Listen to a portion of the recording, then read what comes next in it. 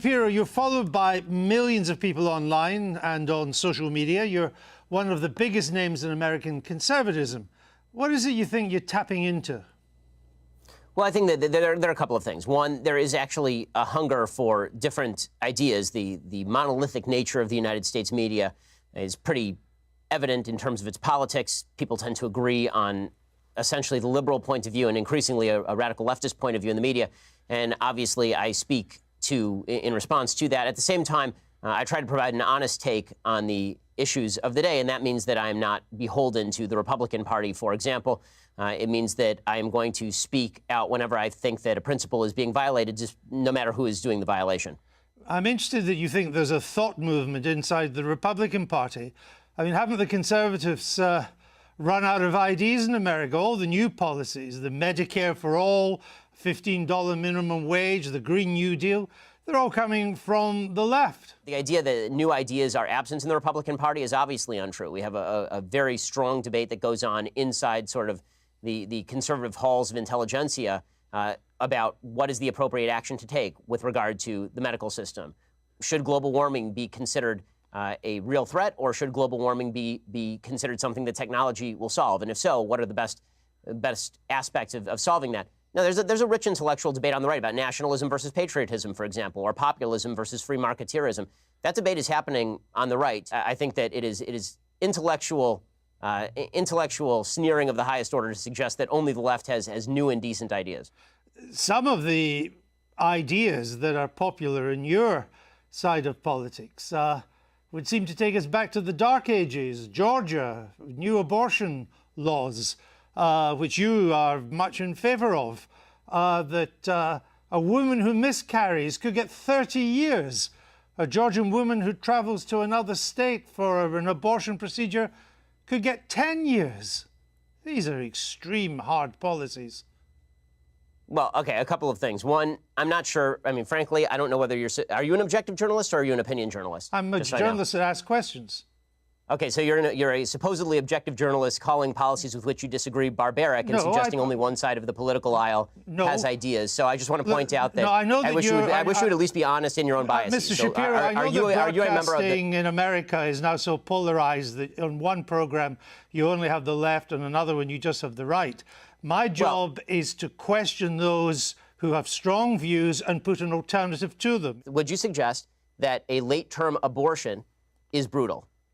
I'm not taking a view on this issue. I'm asking you the questions. Sir, you just suggested that the pro-life position is inherently brutal and terrible, so I'm asking you, as an objective journalist, would you ask the same question to a pro-choice advocate by calling their position brutal and horrible? What I'm asking you is that why is it that a bill banning abortions after a woman has been pregnant for 6 weeks is not a return to the Dark Ages? What's your answer? My answer is something called science. Human life exists at conception. It ought to be protected. Now, back to my question to you. You purport to be an objective journalist.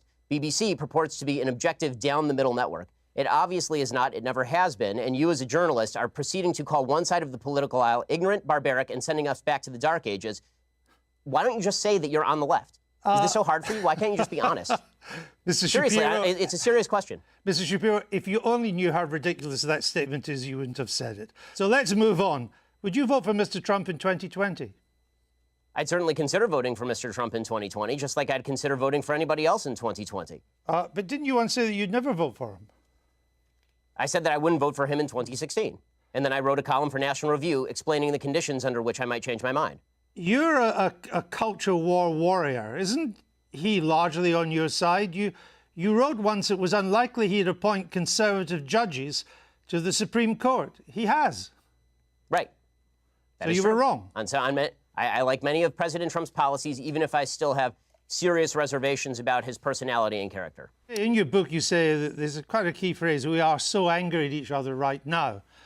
But as I say, aren't you part of that anger? Aren't you encouraging that anger? For example, you described Mr. Obama's State of the Union address in 2012 as fascist mentality in action. Well, I think that if you want to argue with the characterization, then we can talk about what exactly his State of the Union address said. Is it charged language in politics? Sure. The problem that I have is not with charged language in politics, which I'm generally in favor of. I like a robust public debate and a very loud and and spirited public debate. I have no problem with that whatsoever. What I'm talking about is the assumption that people with whom we disagree politically are inherently of bad character or, in your words, want to bring us back to the Dark Ages. But again, it was your description of the State of the Union address in 2012 as fascist. There are plenty of things that are bad and wrong, but it doesn't make them fascist. Well, I suppose that's true. But if you would like to, again, if you'd like to read me the column out loud, I suppose I can critique it for you. Oh, well, again, with Mr. Obama, you said, and you're Jewish yourself. I only mention that because to put this in context. The Jews who vote for Obama are, by and large, Jews in name only. Ginos, you call them. My statement was based on the fact that Jews in the United States, as an ethnic group, are largely irreligious, which is true by every single poll. Jews are the most irreligious group in the United States. As an Orthodox Jew who actually takes Judaism seriously, the point that I am making is that most Jews who are ethnically Jewish are not religiously Jewish in any context. No. The point you were making is that Jews who vote for Obama are Jews in name only. I said that, yes, that is correct, that Jews who voted for Barack Obama, a progenitor of the Iran deal, a person who was cracking down on religious liberty, a person who spent much of his career as president of the United States attempting to deprive Israel of the necessities to defend itself, that people, Jews who voted for President Obama, by and large, cared about Judaism far less than they did about other priorities. Did you say they should turn their badge in as a Jew? Yes, I believe that if you are somebody who takes Judaism seriously, that comes along with ideological commitment. I mean, I guess. Also, I hope you're having fun, by the way, going through every old tweet that I've ever sent to try and do gotcha questions. But if you'd like to have a discussion about my general philosophy or things I've done in, say, I don't know, that's 2012, so it's now 2019. If you'd like to discuss something I've done in, say, like the past 5 years, why don't we do that? How about that? Because your book is a criticism of how angry America is and how America has to do better. And I'm simply I have an entire list on my website, sir. On my list, I have an entire website of dumb, bad things that I've said. I'm simply trying to point out some of the things you've said that seem to me to help to stoke that anger. For example, you said Israelis like to build, Arabs like to bomb crap and live in open sewage. Well, as I say in an article entitled, here's a list of all the giant, bad, dumb things I've ever said. Was that dumb? Yes, that's a dumb tweet. And not only, but it is also important to mention that the next few tweets clarify that that tweet is specifically referring to the Hamas leadership, which, by the way, a BBC I've seen is relatively reticent to condemn. No, actually, it wasn't. What you went on to do and say, you are correct about the slur on Arabs. It's not all Arabs that want to live in open sewage and blow things up. It's just Palestinians, you went on to say. It says the ones who take sides against Israel in the Israel-Palestinian conflict. Population is rotten to the core, you went on to say. Not Hamas, the Palestinian Arab population. I say that by poll numbers, they elected Hamas. They educate their children in school that Israel should be obliterated, sir.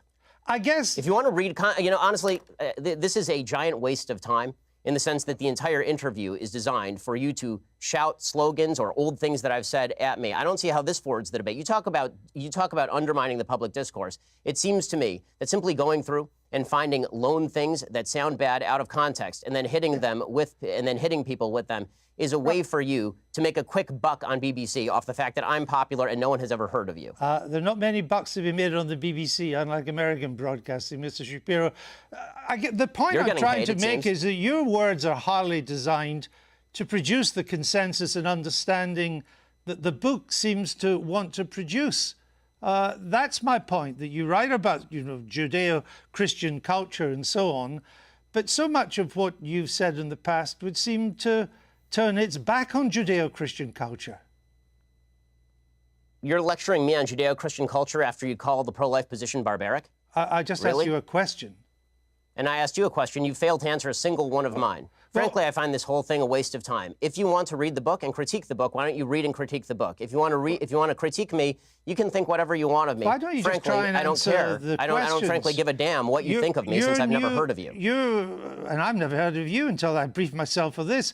But that's not the issue. You have a new book out. Then why the hell are you interviewing me, sir? It's an interesting book. But my point is, your book claims that society... Well, it'd be nice if you would quote it from time to time. Your book is... Well, actually, I've done so several times, and I'm about to do so again, if you would let me just finish the question. Your book claims that society is turning its back on Judeo-Christian values. Yeah, what are those values? What are the values it's turning its back on? I'm not inclined to continue an interview with a person as badly motivated as you as an interviewer. So I think we're done here. I appreciate your time, sir. All right. Thank you so much. Thank you for your time and for showing that anger is not part of American political discourse. Now, Mr. Shapiro, we'll say goodbye.